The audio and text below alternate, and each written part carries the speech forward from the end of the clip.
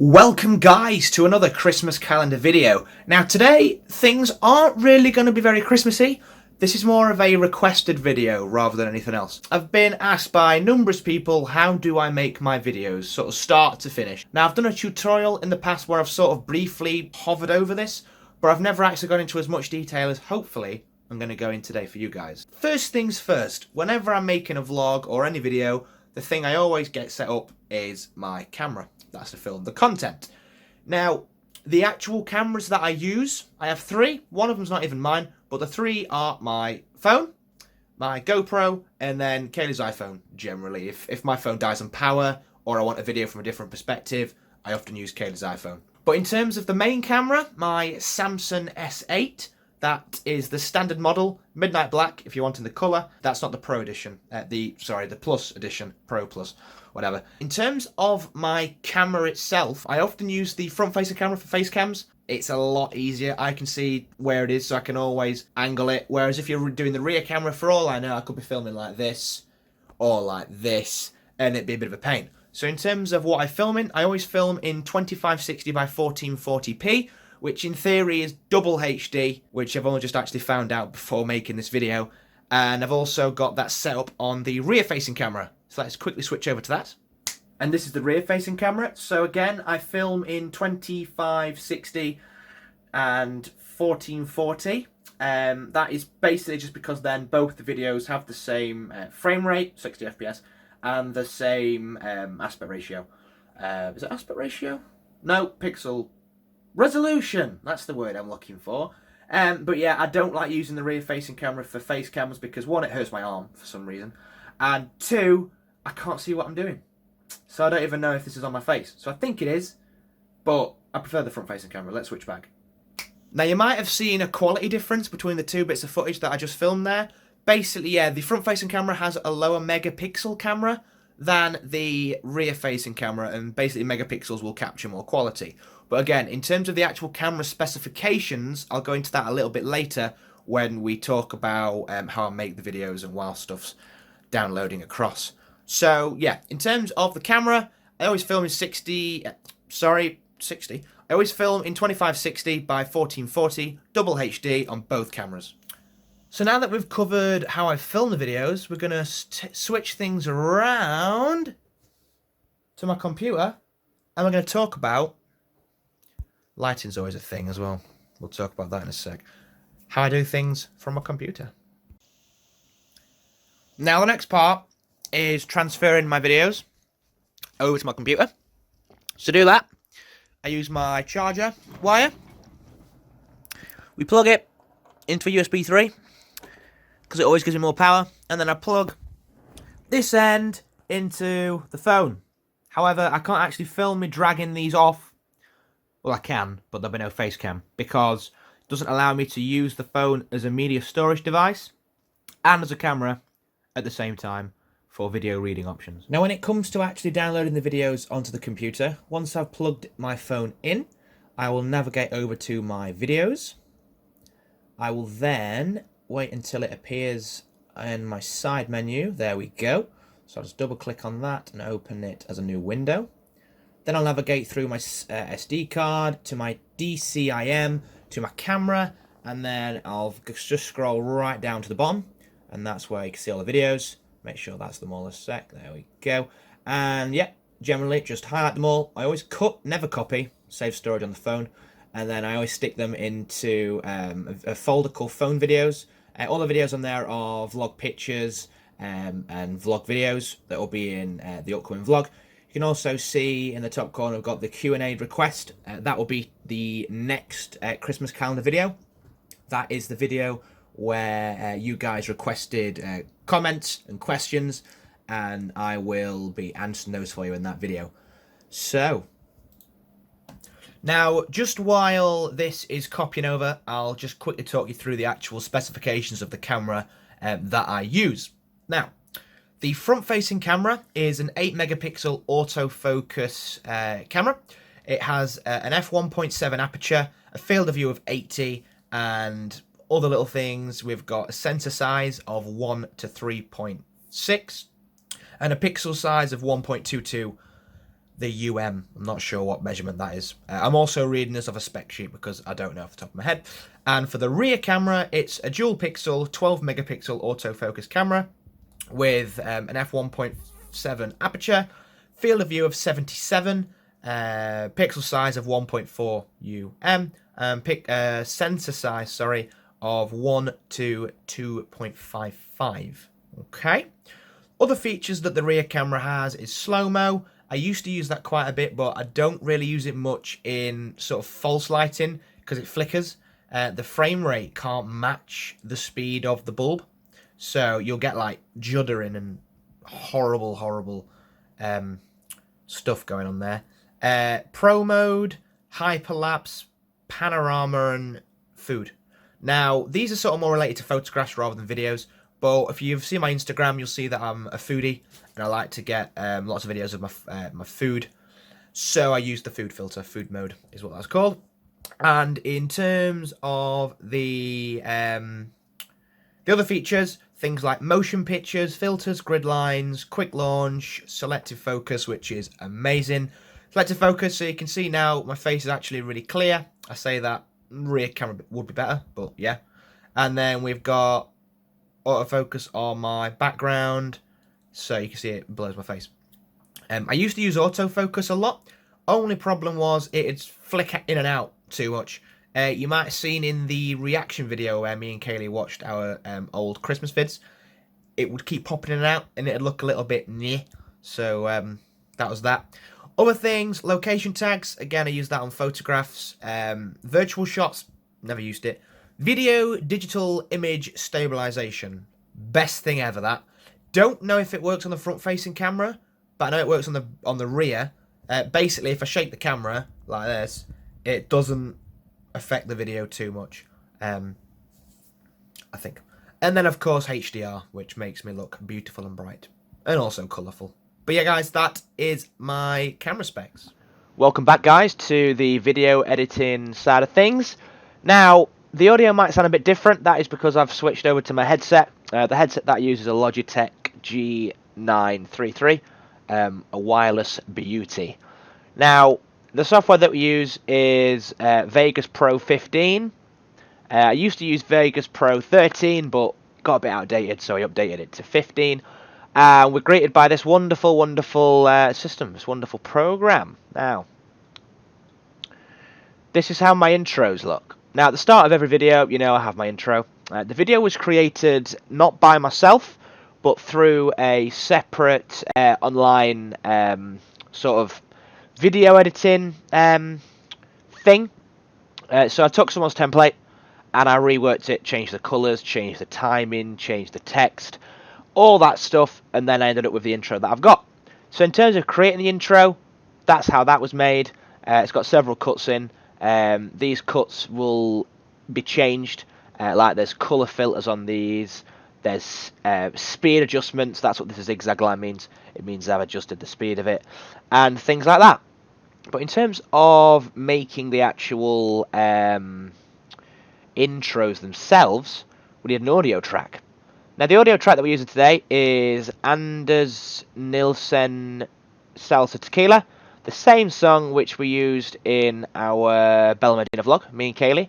Now, the hardest part of this is trying to find the drop, and it's even harder when you're filming so that you don't get done for copyright. Apologies for that's a bit loud. Normally I drop the audio down to about 3/4 of the way.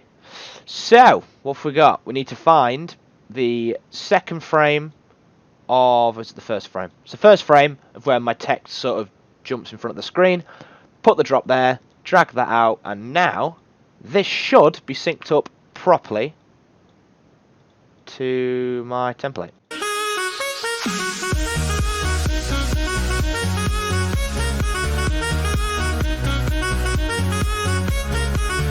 Okay, I'm happy with that. Now, this bit here doesn't actually matter how far we go. It's just so that we know it syncs up correctly with the audio. Then we render that as a HD MP4 format, 1080p, 59.94 FPS, and we use the NVIDIA basically speedster mode. so that just allows it to render a lot quicker. Bases it off the GPU as well. I always set my title as the video name. In this case, it's going to be the 9th intro. 9, it goes up to 18th of December. That's a lie. Why the hell is it that big? That's better, 25 meg. I'm going to say it was going to be half a bloody gig. That's not what I want. And hit render. Overwrite it because I've already done this. Here's what I did before. So while that's editing, we'll just jump onto this and I'll talk you through this. Now this is my actual vlog file. Layer 1 is always a spinny logo. I use what's called a chroma keyer. Now a chroma keyer allows me to remove a certain colour from the actual wrong button, from the actual video clip. So if I take the chroma keyer off and the brightness, you'll see what actually happens. It puts a red box around my intro, and that there, guys, is what a chroma keyer does. You can also see that when I turn this chroma keyer on, there's a slight red outline. I don't know if you can see it through this video, but there's a slight red outline on the intro. So what I do is I add a second chroma keyer here, and it just gets rid of that red outline to make it pop for me.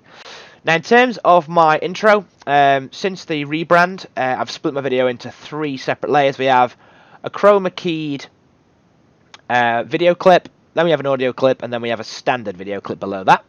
Now, first things first, I always delete this. Now, has it rendered? Yes, it has. Drag this into the file. Now, you can see that the chroma keyer is already on this because of the white. However, if I was to remove the chroma keyer from this, you see that the green from the actual clip appears. And because the chroma keyer is set to green, it removes any green from the video and allows me to have this nice fade from white into the actual intro. And that works really nice for me. So the next thing that we do is we basically remake the intro again.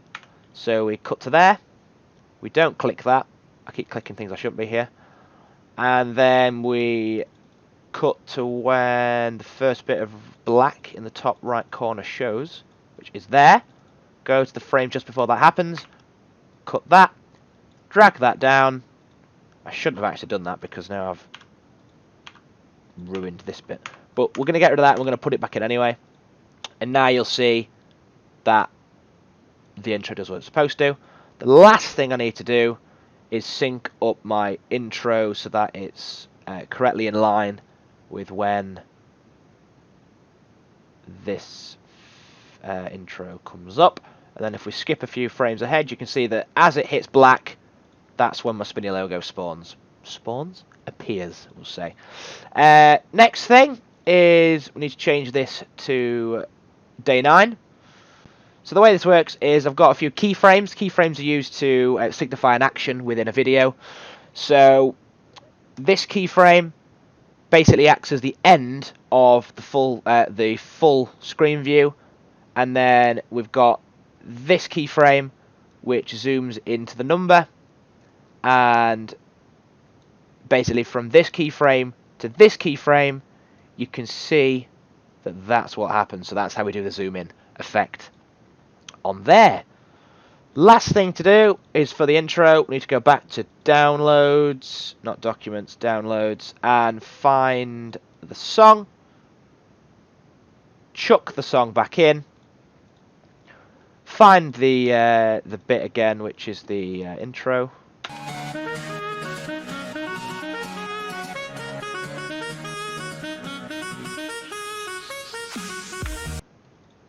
So it's that bit. We're going to drag that again to where this starts, which is here. I've done that wrong. Hang on a minute. I've actually done that wrong. That wants to go down there. There we go. And this wants to go to about here. Don't know what that's doing there. And then this is how the finished intro, in theory, disregarding the fact that I'll have a pre-video section in this as well. This is how it is.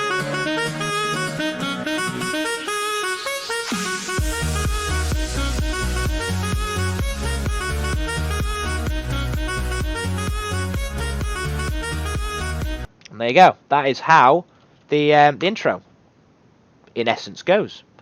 Now the next part is the main body of the video, so we're going to skip to where all the videos are saved, which is here. Now I'm going to drag all the videos in, then make sure they're on. Always make sure they're on layer 5. Vegas will just build the peaks. That's for the audio wavelength things. And you'll see that this should be the very first video that we filmed for this.